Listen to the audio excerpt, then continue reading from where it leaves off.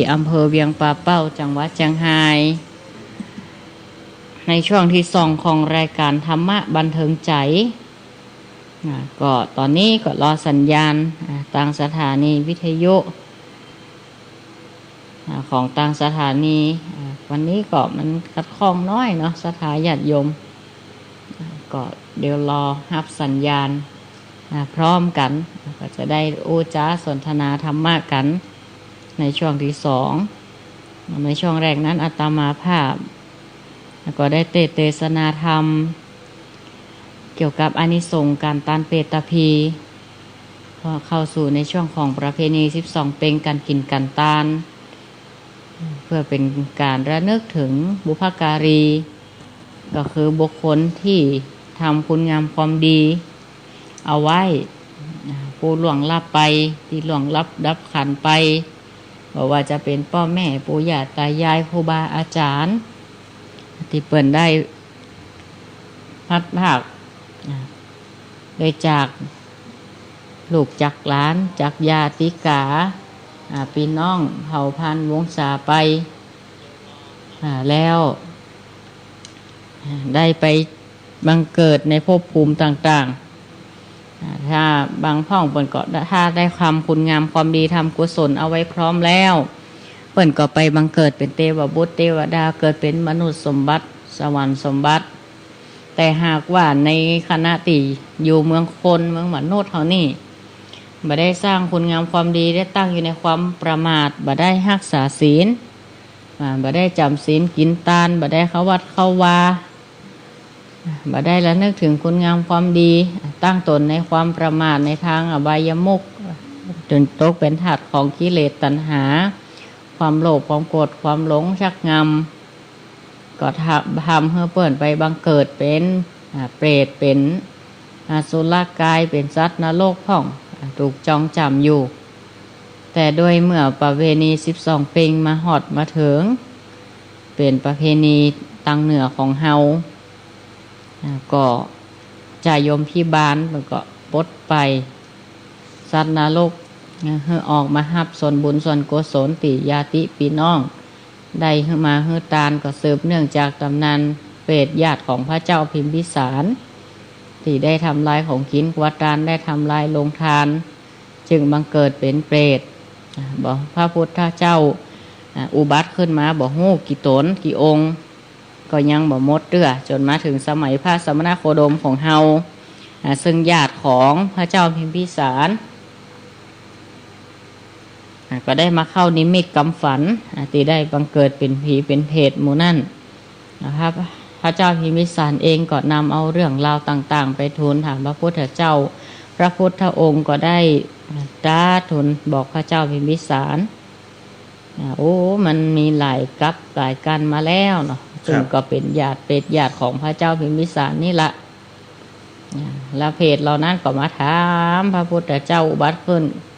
หลายๆองค์ด้วยกันหลายๆพระองค์มาว่าเมื่อได้หมู่เฮานี้จะพ้นจากหม้อนรกพ้นจากการเป็นผีเป็นเพศอย่างพระพุทธองค์เจ้าแต่ละองค์ก็บอกว่าต้องรอญาติของท่านเนี่ยที่จะมาเกิดขึ้นในอนาคตก่อนพระพุทธเจ้าอุบัติที่มีนามว่าพระสมณโคดมอุบัติขึ้นในโลกก่อนท่านเขาเนี่ยถึงจะพ้นโดยเหตุที่ว่าญาติของท่านเนี่ยจะมาบังเกิดเป็นเจ้าฟ้ามหากษัตริย์ที่ชื่อว่าพิมพิสารจะมาปลดไปท่านทั้งหลายจะอุทิศทานขันเข้าขันน้ำไปเฮ่อด้วยอานิสงส์ท่านเขาจึงหลุดพ้นจากการเป็นเปรตพีการเป็นเปรตเป็นภพภูมิอสุรกายสัตว์นรกต่างๆที่ได้รับทุกข์ทรมานเพราะมันเป็นกรรมนักเนาะกรรมนักกรรมใหญ่ครับบางทีก็ตานไปผลบุญทั้งหลายก็บ่สามารถไปถึงได้เสมือนว่าแสงอาทิตย์ตีโดนก้อนเมฆมืดครึ้มบดบังฉันใดกุศลบุญทานของสัตว์นรกที่ได้ทำกรรมนักก็อยากที่จะส่องลงมายังเบื้องล่างฉันใดก็ฉันนั้นเปรียบเสมือนแสงพระจันทร์ในวันเพ็ญแต่ถูกบดบังโดยก้อนเมฆด้วยฟ้าด้วยหมอกแสงนั้นก็บ่สามารถที่จะกระทบมายังโลกผ ลบุญกุศลตั้งหลายก็เช่นเดียวกันก็ต้องรอให้มันเบาบางถึงจะได้รับกุศลบุญทานแต่ด้วยเหตุว่าประเพณี12เพ็งมาถึง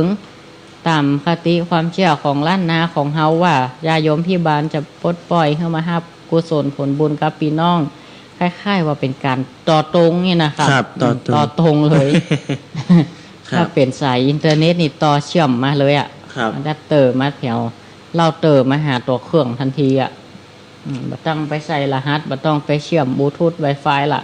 ต้องไปอย่างต่อตรงเลยญาติไผญาติมันลูกไผแม่มันแม่ไผลูกมันเสาะหาการสะสู่สะสนพัดกันไปย่ำตีนกันไปย่ำตีนกันมาอยู่โหเนาะถ้าจะนักบันไดบ่โหแต่เป็นที่น่าอินดูก็คือสัมภเวสีที่เปิ่นบ่มีญาติพี่น้องเฮาก็อุทิศละนึกกึดเติงหาเขาเหียถือว่าเป็นสัตว์สรรพสัตว์ทั้งหลายที่เกิดมาห่วมวัฏสงสารด้วยกันเฮาผาตนายัดน้ำไหมตาลอุทิศภาวนาไปเฮ้ออันเนี้ยในช่วงเทศกาล12เพ็งนี่แหละเฮา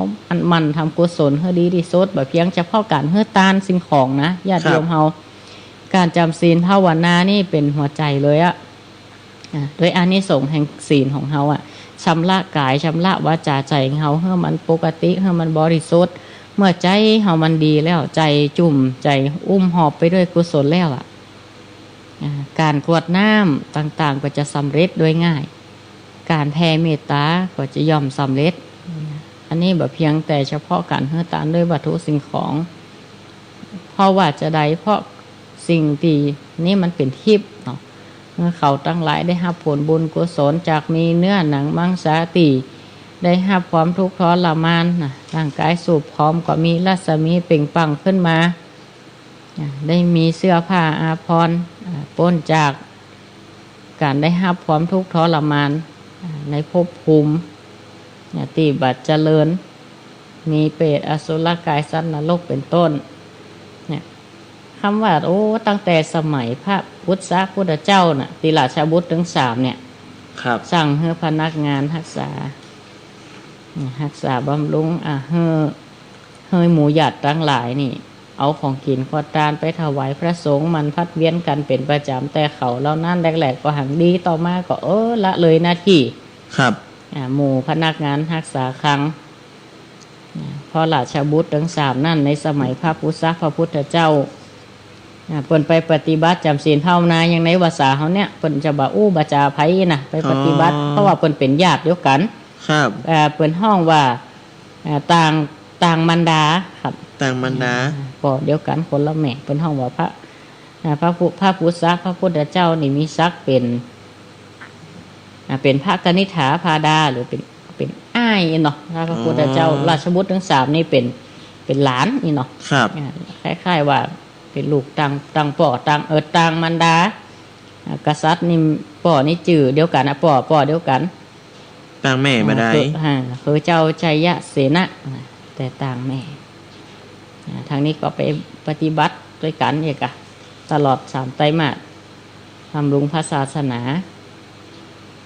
ถือว่าพระพุทธเจ้าพุทธเจ้าเป็นผู้เป็นพระเชษฐาพาดาอีหรอกครับเป็นพระเชษฐาพาดาคล้ายๆเป็นอ้ายต่างอ้ายน่ะเนาะครับเป็นเก้าไปอยู่ในวัดก็หมู่พนักงานต่างๆก็ทำร้ายก็เลยกลายบังเกิดเป็นเปรตเป็นผีไปเหี้ยครับท้ายที่สุดนี่ก็มาหลอกมาหลอนพระเจ้าพิมพิสาร พระพุทธเจ้าเกิดแล้วในโลกบ่ฮู้กี่องค์บอกว่าจะเป็นพระพุทธเจ้าเนาะก็ยังบ่ป้นกรรมนั่นกัสสปะพระพุทธเจ้าเห็นหรอดูกัสสปะพระพุทธเจ้าอุบัติขึ้นก็ยังป้นแต่จนมาถึงโคตมะเนี่ยถึงจะได้ป้นอันนี้ตั้งตนในความประมาทในบายมุขนี่มันก็บ่ดีนะครับบ่ดีครับแล้วก็ประเพณีท้องถิ่นที่ถือเป็นวันสำคัญของชาวพุทธก็มีแห่งหลายประเพณีล้วนแต่เป็นประเพณีที่สำคัญเกี่ยวข้องกับศาสนาทั้งนั้นโดยเฉพาะวันขึ้น15ค่ำเดือน12หรือว่าคนเมืองคนล้านนาของเฮานั่นห้องว่าเดือน12เพ็งอันเป็นเดือนสุดท้ายของการนับเดือนตามปฏิทินล้านนาเนาะครับตามตำนานของประเพณี12เพ็งก็เล่าว่าข้างเมื่อพุทธกาลก็ยังมีพระมหาเถระตนหนึ่ง นามว่าพระมหาโมคคัลลานะก็ได้เสด็จเดินทางไปยังมอนะฮกในเดือน12เป็งก็มาเซตไปยังนรกแล้วก็เกิดปาฏิหาริย์หนึ่งขึ้นครับในไฟมอนะฮกโอ้มอนะฮกนั่นจากไฟตีบ่เคยมีอันยังดับนั้นได้เลยวันนั้น12เป็งไฟมอนะฮกก็ได้ดับลงไปครับ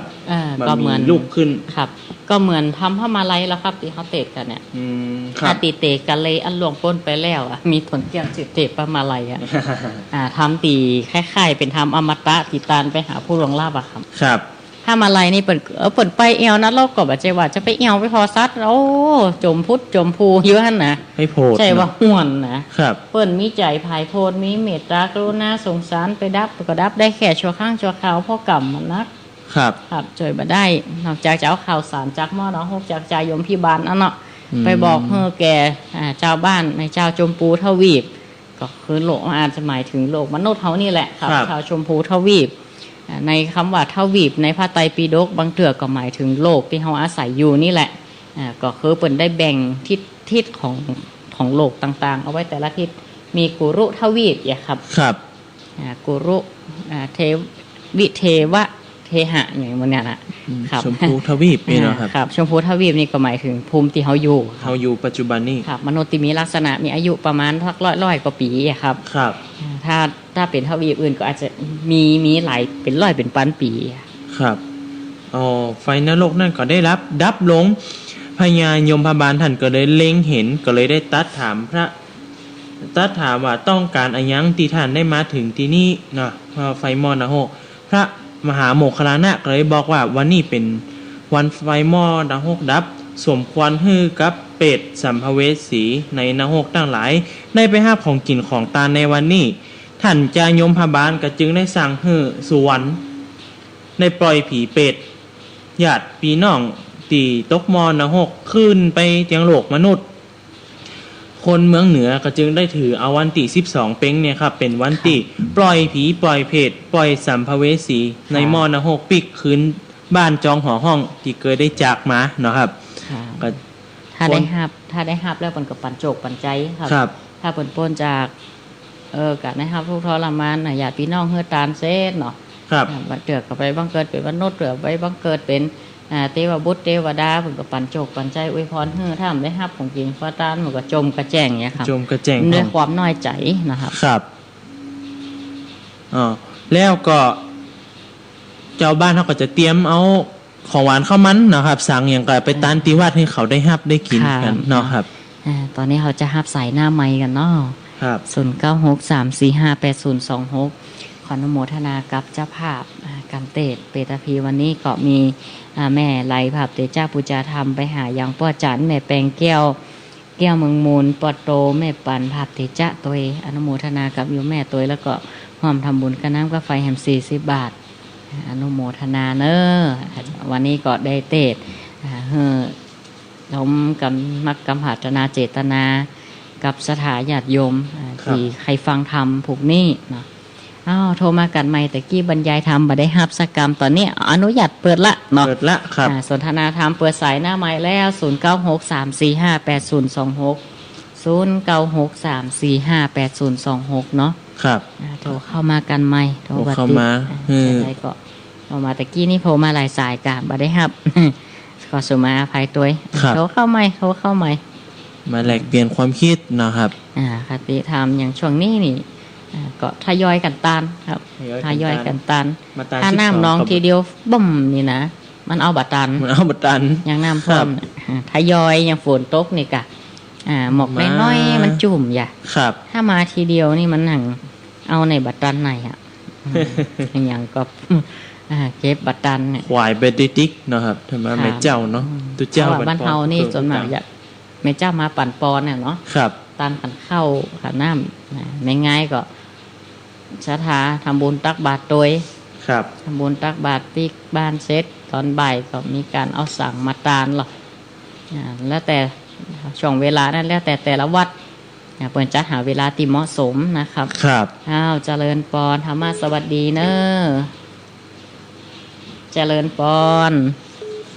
ไหว้จ้าพระพุทธเจ้าให้ฟังอยู่เด้อ อนุโมทนากับแม่เฮือนโต้ยแม่อุ้ยฟังชัดเจนเนาะ ไม่เลยเนอะ ครับขอบคุณครับชัดเจนเนาะครับแม่ครับวันนี้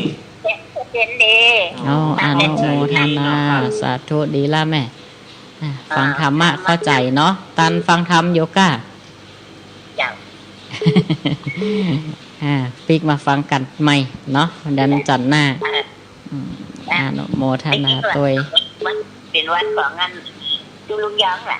แม่ละแม่กำนี้จะแบ่งกันคน2 วันเนี่ยกะสลับซับเปลี่ยนกันไปเนาะ นั่งรถครูลำไว้ละ3 วันก่อนนะ 3 วันวันจันทร์นี่2 รอบ เรื่องวันจำได้ยินอาจารย์เนี่ย